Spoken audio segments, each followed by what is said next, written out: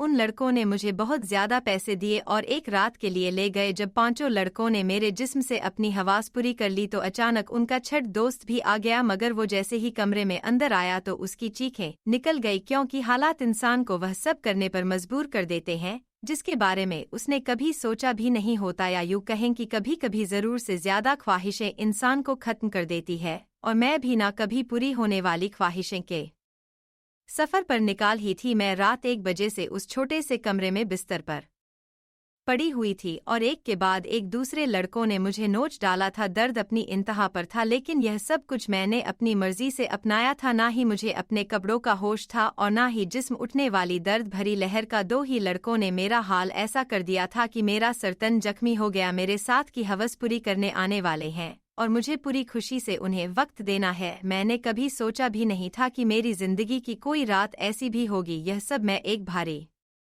कीमत के लिए कर रही थी, इसीलिए पीछे हटे का कोई सवाल ही नहीं था। मेरी जिम्मेदारियां और मेरे घरवालों की ख्वाहिश है मुझे उसे रास्ते पर ले आई थी जहां मैंने एक ही रात में 5 लड़कों के साथ रात गुजरते की हामी भर ली थी। आम हालात में तो किसी लड़की के लिए ऐसा सोचना भी मुमकिन नहीं, लेकिन मैं जो जगह पर थी वहां मुझे यह फैसला करने में ज्यादा वक्त नहीं लगा था। वह सब सेहतमंद और तंदुरुस्त नौजवान थे जिनकी ताकत के आगे मैं कुछ भी नहीं थी। बिस्तर तक आने वाले दोनों नौजवानों ने लम्हों में मुझ में पर काबू पाकर मुझे पूरी तरह अपनी हवस का निशाना बना लिया था। यह पहली दफा था जब मुझे किसी मर्द ने छुआ था। दूसरे लड़के के निकलते ही तीसरा लड़का भी कमरे के अंदर चला आया। मैंने गहरी सांस बाहर निकाली। मैं थोड़ा वक्त चाहती थी, लेकिन वह कहने लगा कि इतना वक्त नहीं है मेरे पास, बाहर उसके और भी दोस्त इंतजार में बैठे हैं। उसकी बात सुनकर मेरी आंखों से आंसू बहाने निकले। वह फौरन ही मेरे पास आया और मेरे आंसुओं को नजरअंदाज करता अपनी सिद्धतें मुझ में पर निकालने लगा। मेरे तन में बर्दाश्त की शक्ति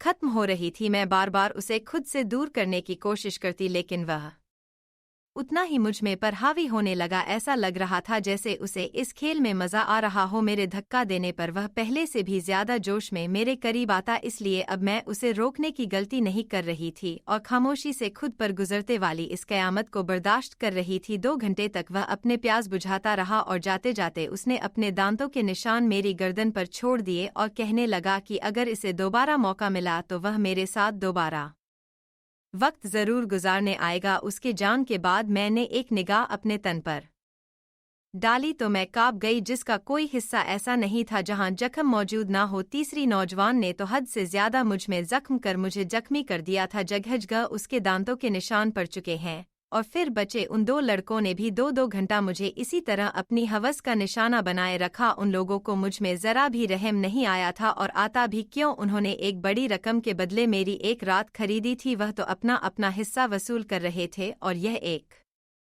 रात मेरी जिंदगी की काली गनी रात बन गई थी। मेरा हाल ऐसा था कि मुझे कुछ होश ही नहीं रहा था। मैं खुद से करवट बदलने के काबिल भी नहीं रही थी। आहिस्ता आहिस्ता तकलीफ से मेरी आंखें बंद होने लगी थी और तभी उन लड़कों ने मुझे बताया कि उनका एक छोटा दोस्त भी आ गया है। मुझ में इतनी हिम्मत भी बाकी थी कि मैं उन्हें इनकार कर पाती या इस बात का विरोध कर सकती। जैसे ही छठा लड़का कमरे में दाखिल हुआ और मेरे बिस्तर के करीब आया तो मुझे देखकर उसकी चीखें निकाल गई। उसकी चीखें क्यों निकली वजह जानकर आपके भी रोंगटे खड़े हो जाएंगे। मेरा नाम त्रिशा है और मेरी उम्र सिर्फ 20 साल थी। मैंने ग्रेजुएशन कर रखी थी, लेकिन आज के दौर में ग्रेजुएशन कुछ भी नहीं होती। लोग बीएड करके भी डिग्रियां हाथों में लिए सड़कों की धूल समेत रहे होते हैं। इस बात का सही तरीके से अंदाज मुझे उसे वक्त हुआ जब मैं नौकरी की तलाश के लिए निकली। हर कंपनी के आगे नौजवानों की एक बड़ी सी लाइन लगी होती है जो अपनी बड़ी के इंतजार में थे। ऐसे में मुझे ऐसी लड़की को नौकरी कहाँ मिल सकती थी जिसके पास ना ही तजुर्बा था और ना ही कोई बड़ी डिग्री। मगर नौकरी ढूंढना मेरी सबसे बड़ी जरूर बन चुकी थी, क्योंकि बाबा के स्वर्गवास ने हमारी कमर तोड़ दी थी। बाबा घर में एक अकेले ही कमाने वाले थे और हम 2 बहनें बिन ब्याही घर में मौजूद थी। मेरी बद्दी बहन पढ़ी लिखी चुकी थी, इसीलिए कमाने की जिम्मेदारी उसकी वजह मेरे कंधों पर आ गई थी। मैं घर से बाहर निकली तो मेरे होश ठिकाने आ गए। मैं तो बाहर की दुनिया को बहुत आसान समझ रही थी, लेकिन अब मुझे समझ आया था कि बाबा कितने जतन करके हमारे लिए रोटी कमाते। हमेशा ही बाबा से इस बात पर नाराज रहती थी कि वह हमारी ख्वाहिशें पूरी नहीं करते। मेरी नाराजगी पर बाबा का चेहरा हमेशा उतार जाता। वो बड़ी मोहब्बत से मुझे पुकार कर कहते, त्रिशा बेटी तू फिक्र ना कर,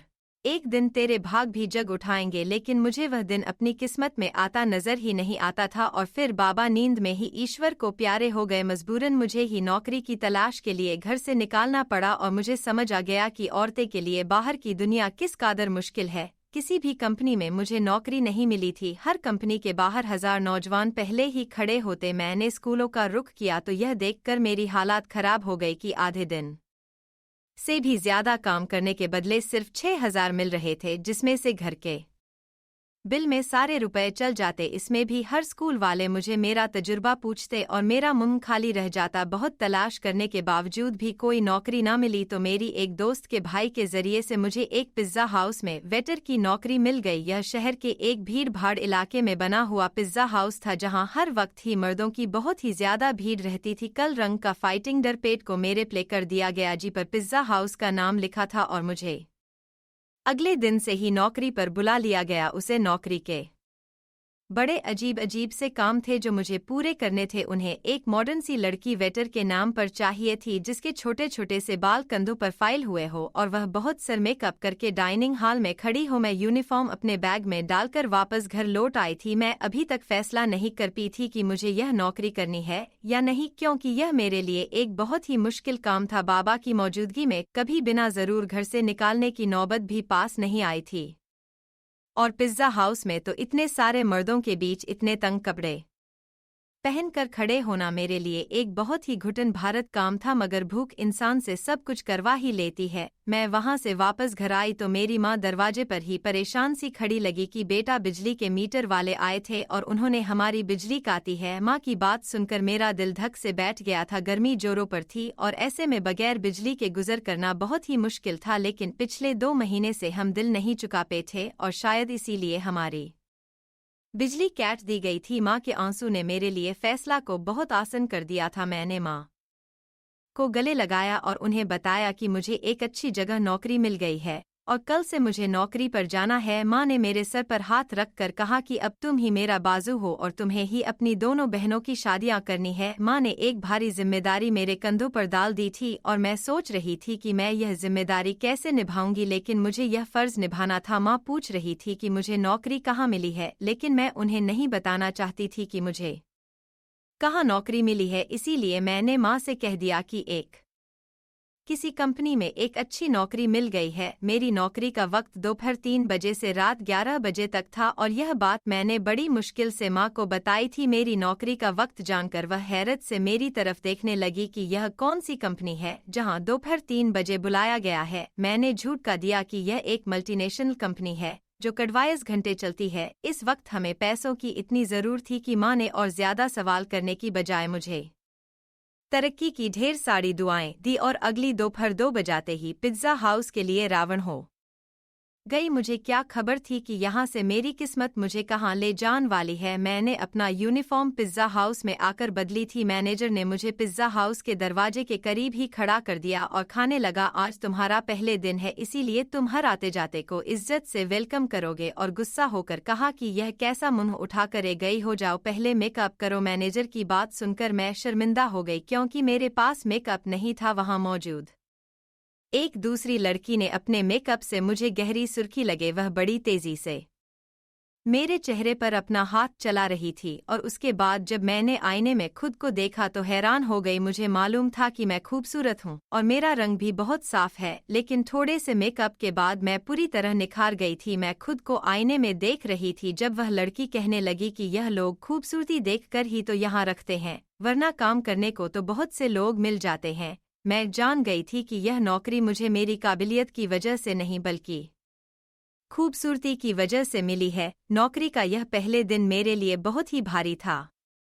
मैं 3 बजे से दरवाजे पर खड़ी आने वाले मर्द और औरतें को वेलकम कर रही थी। यहाँ औरतें की तादाद कम ही आई थी, ज्यादातर मर्द ही आ रहे थे। रात गए तक मेरे पैरों में बहुत ज्यादा दर्द हो चुका था और अभी मुझे वापस धक्के खाता हुए घर भी पहुंचाना था। 12 बजे के करीब मैं घर पहुंची थी। माँ मेरे इंतजार में जग रही थी। मैंने माँ के साथ बैठकर खाना खाया और फौरन ही बिस्तर पर लेट गई। मुझे बाबा की बहुत याद आ रही थी। बाबा मेरे सबसे ज्यादा नखरे उठाया करते थे, फिर भी मैं हमेशा उनसे किसी ना किसी बात पर रूठ जाती थी। पैरों की तकलीफ से तड़पते तड़पते कब मुझे नींद आ गई पता ही नहीं चला। अगले दिन मैं फिर 2 बजे के करीब घर से निकल गई थी। आज मुझे दरवाजे के पास खड़ा नहीं किया गया था, बल्कि ऑर्डर लेने का काम दिया गया था। यह काम मुझे थोड़ा सा आसान लगा था, लेकिन कुछ ही देर में अंदाज हो गया कि यह काम बिल्कुल भी आसान नहीं था। मैं जिसके पास भी ऑर्डर लेने के लिए जाती, उनमें से अक्सर मर्द मुझे सर से पांव तक देखते और मुस्कुराते। बदले में मुझे भी मुस्कुराहट ज़हीर करनी पड़ती, क्योंकि यह मेरी नौकरी का नियम था। जानबूझकर ऑर्डर देने में काफ़ी वक्त लगाते और कभी कभी तो ऑर्डर हर वक्त इस करते करीब आ जाते कि मेरा सांस रुकने लगता। यह पिज़्ज़ा हाउस मुझ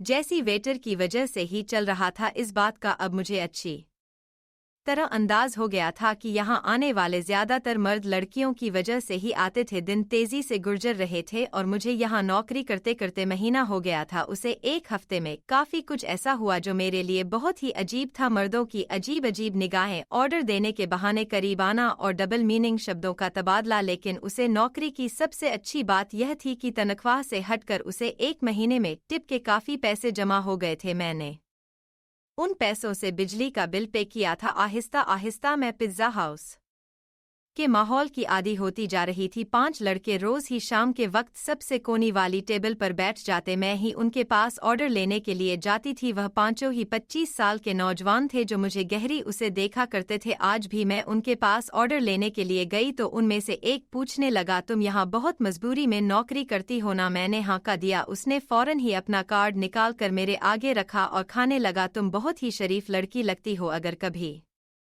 किसी मदद की जरूर पड़े तो याद कर लेना। बिना सोच समझे ही मैंने वह कार्ड उठाकर अपने कोट की जेब में रख लिया तो वह मुस्कुरा उठा। उसके बाद यह सिलसिला चल पड़ा। रोज ही मैं उनका ऑर्डर लेने जाती और उनमें से कोई ना कोई मुझे कोई सवाल पूछ लेता। रोजाना होने वाली इस मुलाकात की वजह से हम थोड़ी फ्रेंडली से हो गए थे। दूसरा महीना भी पलक झपके ही गुजर गया था और फिर माँ ने एक दिन मुझे बताया कि तुम्हारी बड़ी बहन के लिए बहुत अच्छा रिश्ता आया है और वह लोग जल्दी शादी करना चाहते हैं। माँ की बात सुनकर मैं परेशान हो गई, क्योंकि अभी तो मैंने घर का खर्चा ही अपने कंधे पर उठाया था। शादी की जिम्मेदारी का मैं सोच भी नहीं सकती थी। माँ खाने लगी, तू अपनी कंपनी से लोन ले लो, कितनी बड़ी कंपनी है, लाख रुपए भी लोन मिल गया तो तेरी बहन की अच्छे से शादी हो जाएगी। मेरी बड़ी बहन भी 20 साल की हो रही थी और माँ उसकी तरफ से बहुत परेशान थी। अब मैं माँ को क्या बताती कि मैं तो पिज़्ज़ा हाउस पर मामूली सी नौकरी कर रही थी, लाख रुपए मुझे कहाँ से मिलते। मैंने माँ की बात का कोई जवाब नहीं दिया, लेकिन माँ की आंखों में मुझे चमकते हुई उम्मीद साफ दिखाई दे रही थी। माँ को यकीन था कि मुझे कंपनी से लोन मिल जाएगा और मैं सोच रही थी कि मेरे झूठ ने मुझे कहाँ फंसा दिया है। अगले दिन मैं नौकरी पर भी सर वक्त परेशान रही और यह बात मेरे साथ काम करने वाली लड़की ने नोट कर ली। वह मुझे कहने लगी कि क्या बात है त्रिशा, आज तुम बहुत ही ज्यादा परेशान लग रही हो। मैंने उसे बता दिया कि बड़ी बहन की शादी करनी है और मेरे पास बिल्कुल भी पैसे नहीं। मेरी बात सुनकर वह कहने लगी, तो इतना खर्चा करने की क्या जरूर है, सादगी से विदा कर दो। उसकी बात सुनकर मैं सोच में पड़ने गई, पर ठीक ही तो कर रही थी, इतना मसाला बनाने की जरूर ही क्या थी। घर आकर मैंने माँ को यही मशवरा दिया कि वह सादगी से बहन की विदाई कर दे, लेकिन मेरी बात सुनकर माँ कहने लगी कि हर किसी को हमारे मसलों की जानकारी नहीं है। लड़के वालों ने पहले ही दहेज के नाम पर एक लंबी लिस्ट थमा दी है और अगर मैंने खाली हाथ तेरी बहन को विदा कर दिया तो उसके ससुराल वाले सारी जिंदगी उसे बातें सुनते रहेंगे। माँ की बात सुनकर मुझे गुस्सा आ गया और मैंने कहा कि ऐसी जगह दीदी की शादी करने की जरूर ही क्या है। मेरी बात सुनकर माँ नाराज हो गई और कहने लगी, ना जाने कैसे कैसे करके तेरी बहन का एक अच्छी जगह से रिश्ता आया है और तू इसमें भी नुक्स निकाल रही है। अगर आज तेरा आप जिंदा होता तो मुझे तेरी मिन्नत ना करनी पड़ती, वह खुद ही अपनी बेटी के लिए कैसे भी करके रकम जमा कर लेते। माँ की आंखों में आंसू आ गए थे और उनकी बात ने मेरा दिल भी दुख दिया था। वह ठीक ही कर रही थी, अगर बाबा जिंदा होते तो वह किसी भी तरह पैसे जमा कर ही लेते। मैंने माँ को के गले लगा लिया और उनसे वादा कर लिया कि मैं जल्द ही पैसों का इंतजाम कर लूंगी। मैं खुद भी नहीं जानती थी इतने सारे पैसे मुझे कहाँ से मिलेंगे। आपका साया वाकई औलाद के लिए बहुत बड़ा आशीर्वाद होता है। वह अपनी जान पर खेलकर भी औलाद को जिंदगी के सारे सुख देता है, और मेरे लिए अपने आप की जगह लेना बहुत ही मुश्किल था। दिन यूं ही परेशानी में गुजर रहे थे। मैंने पिज्ज़ा हाउस के मैनेजर से पैसों की बात की थी, लेकिन मेरी बात सुनकर जिन नज़रों से उन्होंने मुझे देखा था, मैं खुद ही ज़मीन में गड़ गई थी। वह लड़के अब भी रोज़ाना पिज्ज़ा हाउस आते थे। मैं उनका ऑर्डर लेने गई तो उनमें से खाने लगा। क्या बात है, आज तो आपका चेहरा बिल्कुल ही उतरा हुआ है। उसकी बात सुनकर ना जान क्यों मेरी आंखों में आंसू आ गए थे। वह बार बार पूछने लगा कि मैं उसे अपनी परेशानी बताऊं, ना चाहते हुए भी मैंने उसे अपना मसला बता दिया था, क्योंकि मुझे भी किसी ऐसे इंसान की तलाश थी जिसके आगे मैं खुलकर अपना दर्द बयान कर सकूं। मेरी बात सुनकर उनके चेहरे पर मुस्कुराहट आ गई और वह खाने लगे कि इतनी छोटी सी बात के लिए आप इस कदर परेशान हैं। हमने आपको अपना कार्ड इसीलिए दिया था कि कोई भी परेशानी हो तो आप हमें याद कर ले। मैं हैरत से उनके चेहरे देखने लगी। मैं यह सोच भी नहीं सकती थी कि वह 5 अजनबी लड़की मुझे पैसे दे सकते हैं, लेकिन उन पांचों ने फौरन ही मुझे लाख रुपए की ऑफर कर दी। मैं उनकी तरफ देख रही थी। वह लाख रुपए देना उनके लिए कोई बड़ी बात नहीं है, लेकिन मुझे भी उनके कुछ काम आना होगा। उनकी बात सुनकर मैं सोच में पड़ गई। उन लड़कों को मुझे क्या काम हो सकता था, यह बात समझने में मुझे ज्यादा देर नहीं लगी थी। मैंने फौरन ही घबराकर कहा कि मैं एक शरीफ घराने से संबंध रखती हूँ और मैं कोई गलत काम नहीं कर सकती। वह हंसकर खाने लगे कि हमने सिर्फ पेशकश की है, कबूल करना या ना करना आपकी मर्जी है, लेकिन आज के दौर में कोई भी नहीं देगा, चाहे वह आपका करीबी रिश्तेदार ही क्यों ना हो। बात तो उनकी भी बिल्कुल ठीक थी, लेकिन मैं अपनी इज्जत गिरवी रखकर लाख रुपया हासिल नहीं करना चाहती थी, इसलिए मैंने उन्हें साफ इनकार कर दिया। मैं हालात से पूरी तरह थक चुकी थी और ऐसे ही थकी हरी जब लौटकर घर आई तो मेरी माँ और बहन मेरे इंतजार में थी। माँ ने बताया कि दीदी के ससुराल वाले 1 महीने बाद ही शादी की बात कर रहे हैं और वह दीदी के साथ साथ छोटी को भी अपने छोटे बेटे के लिए लेना चाहते हैं। इसी तरह एक खर्च में दोनों शादियां हो जाएगी। छोटी के रिश्ते का सुनकर जहां मुझे खुशी हुई थी, वही 1 महीने का वक्त सुनकर मेरी जान निकाल गई थी। पैसों का कोई इंतजाम ना हो सका था और माँ मुझे उम्मीद बंदे बैठी थी। मैंने एक नज़र अपनी दीदी के चेहरे पर डाली, जहाँ बहुत समय बाद खुशी की रौनक नजर आ रही थी। मैं भी दीदी के ससुराल वालों से मिली थी। वह लोग वाकई बहुत अच्छे लोग थे, लेकिन आज के दौर में सादगी और बगैर दहेज के कौन दुल्हन विदा करवाता है, वह भी इसी समाज में रहने वाले थे। मैं अपनी बहनों की खुशी को हमेशा कायम देखना चाहती थी। मैंने माँ से कहा कि आप शादी की तारीख पक्की करते, पैसों का इंतजाम हो जाएगा। मेरी बात सुनकर तो घर में खुशी की लहर दौड़ गई थी, मगर वह लोग इस बात से बेखबर थे कि यह खुशी उन्हें मेरी आबरू की बर्बादी के बदले होने वाली थी। अगले दिन मैंने उन 5 लड़कों से हामी भर ली। वो मुस्कुरा कर खाने लगे कि हम जानते थे कि आप जरूर मान जाएंगे। उन 5 ने एक रात के लिए मुझे अपने साथ ले जाने की बात की थी। मैंने माँ को बता दिया कि साल के आखिर की वजह से कंपनी में काम बहुत ज्यादा है और मुझे एक रात कंपनी में ही गुजरा होगी। कंपनी ने मेरा लोन मंजूर कर लिया है, इसीलिए मैं उनकी बात मानने में मजबूर हूँ। लोन पास होने की बात सुनकर माँ इस कादर खुश हो गई कि उन्होंने मुझे रात रुकने की इजाज़त भी दे दी और मैं पिज्ज़ा हाउस से छुट्टी होने के बाद उन 5 लड़कों के साथ चली गई। उन 5 ने मुझे अपनी दरिंदगी का निशाना बना डाला और जब छठा लड़का अंदर आया तो मुझे देखकर उसकी चीखें निकाल गई, क्योंकि पूरा बिस्तर खून में भीगा पड़ा था और मैं अपनी जिंदगी की शायद आखिरी सांस ले रही थी। उसने तुरंत ही मुझे अपने बाजू में उठाया और गाड़ी में डालकर एक छोटे से अस्पताल में ले आया, जहां शायद उसका कोई जानने वाला ही डॉक्टर था। कई घंटे आईसीयू में रहने के बाद मेरी हालात कुछ बेहतर हुई, लेकिन मेरा जख्मी तन मेरी बर्बादी की गवाही दे रहा था। वह लड़का उन 5 का ही दोस्त था, लेकिन उसके अंदर इंसानियत अभी बाकी थी और उसे मुझ में पर रहम आ गया था, वरना शायद मैं इस बिस्तर पर दम तोड़ जाती। मैंने माँ को फ़ोन करके बता दिया था कि मेरी कंपनी से छुट्टी नहीं हुई है। उसे लड़के ने अस्पताल का खर्चा खुद उठाया था और उसके दोस्तों से वो लाख रुपए लेकर मुझे दिए थे। वह 5 बहुत ही अमीर कारोबारी लोगों के बेटे थे जो चाहते तो बगैर मुझे बर्बाद किया भी मेरी मदद कर सकते थे मेरे ठीक होने पर। मुझे अस्पताल से छुट्टी मिल गई थी और रकम भी मेरे हाथ आ गई थी, लेकिन अब कुछ भी पहले जैसे नहीं रहा था। उसे लड़के ने मुझे अपनी फैक्ट्री में नौकरी की ऑफर दी थी और यकीन दिलाया था कि मैं वहां इज्जत से नौकरी कर सकूंगी। आज मेरी दोनों बहनों की शादी हो गई और मैं उस लड़के की फैक्ट्री में नौकरी कर रही थी। एक बात मैं अच्छी तरह जान गई थी कि आज के इस दौर में बगैर किसी मतलब की मदद करने वाले लोगों की गिनती न होने के बराबर है। हमेशा नौकरी करने वाली लड़कियों को इज्जत की नज़र से देखें, क्योंकि वह बहुत ही मजबूरी की हालात में अपने घरों से निकलते हैं, चाहे फिर वह छोटे कपड़े पहनकर किसी पिज्जा हाउस के दरवाजे पर ही क्यों ना खड़ी हो। दोस्तों, वीडियो कैसा लगा कमेंट करके ज़रूर बताना और हाँ, लाइक चैनल को सब्सक्राइब ज़रूर करना।